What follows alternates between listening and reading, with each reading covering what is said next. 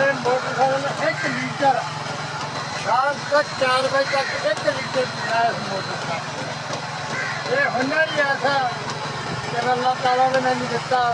ਜ਼ਿੰਦਗੀ ਦਾ ਕਾਲਾ ਦੁਕਾਨ ਪਰ ਵਾਲੇ ਜਿਹੜੀ ਹੁਨਰ ਹੈ ਚਲਾਇਆ ਦਾ ਪਾਕਿਸਤਾਨ ਦੇ ਇਹ ਰਿਕਾਰਡ ਹੈ।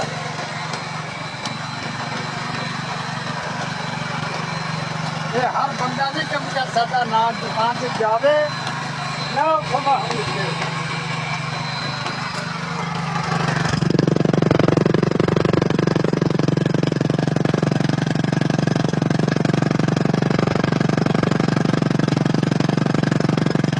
ਚਲੋ ਜੀ ਤਾਇਆ ਜੀ ਬੋਲੋ।